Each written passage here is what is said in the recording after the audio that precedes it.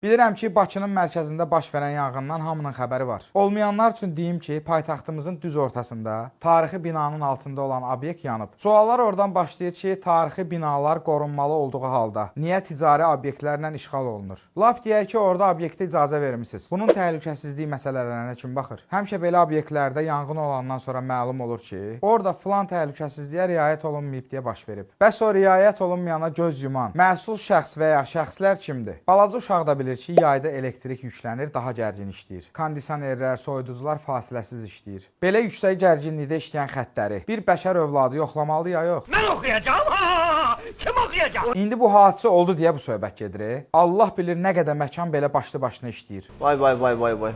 Əşi heç olan deyil cümləsi bu millətin axırına çıxıb. Ağdamda da yanğın olub. Əkin sahəsi yanıb. Sonra məlum olub ki, yanmayıb. Oranı bir nəfər qəsdən yandırıb. Hətta necə yandırdığının görüntüləri də var. Görəsən bunu eləməkdə bir insanın məqsədi nə ola bilər? Quru otlardan qurtulmaq. Deyək ki, bu yöntəmlə o otlardan qurtuldun. Bəs külək o yanğını aparıb meşələrə keçirtsə, o tərəfin niyə fikirləşmirsən? Biraz daha böyük düşünmək nə qədər çətin bir şeydir. Bizim hamımızın başı qarışıb ceksanla şəkil paylaşmağa.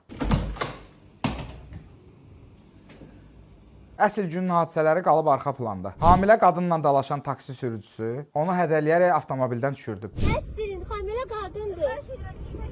Sən xahiş etsin, əvvəldən elə. Səbəb nə olursa olsun, bir xanımla, özü də hamilə xanımla yayın istisində bu cür rəftar eləyərlər. Lap qarşı tərəf səhvdir, sən düzsən. Yenə də adam situasiyanı dəyərləndirməlidir. Onun həssas dönəmdə olduğu, səndən qat-qat ciddi məsuliyyət daşıdığını başa düşmək çətindir. Yolda düşürtdün, nə oldu? Qəhrəman oldun. Yaxşı ki, bu hadisə ilə bağlı xəbər tutulub və vaxtında hüquqi işlər görülüb. Ən birincisi taksi fəaliyyətinə məhdudiyyət tətbiq edilib. Düz də edilib. İnsana taksi sürmək üçün gərək əsəbləri poladdan ola. Hamilə qadına qarşı səbrini saxlaya bilməyən adam bu xidmət sektorunda işləyə bilməz. Bu ən birinci bizə faydalıdır, sonra da onun özünə. Yaxşı ki, texnologiya inkişaf edib və hər şeydən xəbər tuturuq. Yoxsa nə söhbətlərin üstü bağlanardı təsəvvür edə bilmirəm. Amma texnologiyanın inkişafının pis tərəfi də var. Əməlli başlı dələduzların əlini qolunu açıb. Bu səfər bir müəllimin adından istifadə edib, onun iş yoldaşlarına yazıb borca pul istəyiblər. Texnologiya olmasa bunu eləmək olmaz deyə. Dələduz oturur evdə, bir dənə WhatsApp açır, müəllimin şəklini qoyur ora. Başlayır qırmaq atmağa. Kimdə tutdu. Screenshotlardan göründüyü kimi istədiyinə çata bilməyib. Mənə elə gəlir ki, bu adamlar elə bir siyahı tutub. Görəsən hansı mövzularda dələduzluq olmayıb, ona eləyək. Hər dəfə təzə nəynənsə gəlirlər üstümüzə. Mövcud olmayan maşını xaricdən gətirməkdən tutmuş, olmayan mərtəbədən ev satmağa qədər görmüşük. Arada öz-özümə deyirəm ki, bir gün bu adamları islah eləyəcəyik. Sonra baxıram ki, adi yolda su partlayır, onu düzəldə bilmirik. İnsanları necə düzəldək?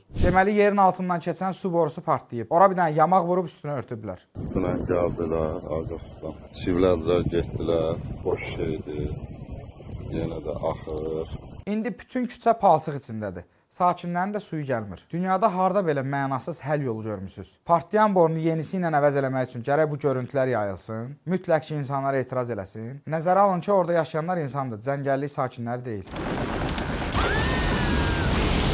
Evlərinə içməli su gəlmir, küçələrində su aparır. Bu iddianı mən eləmirəm, yeri sakinlər eləyir. Araşdırmışam, 1460-cı ildə artıq İngiltərədə borular istifadə edilirmiş. Təsəvvür eləyin, 560 il bundan əvvəl ingilislərin istifadə etdiyi şeyi bizdə hələ də düzəldə bilmirlər. Daha doğrusu, düzəltmək istəmirlər. İstəsələr ora elə borular döşəyərlər ki, suyu özü filtrdən keçirdər. İndi bu görüntülər yayılıb baxarsınız, bundan sonra istəyəcəklər. Yayın istisində bir insana oluna biləcək ən böyük pislik susuzluqdur.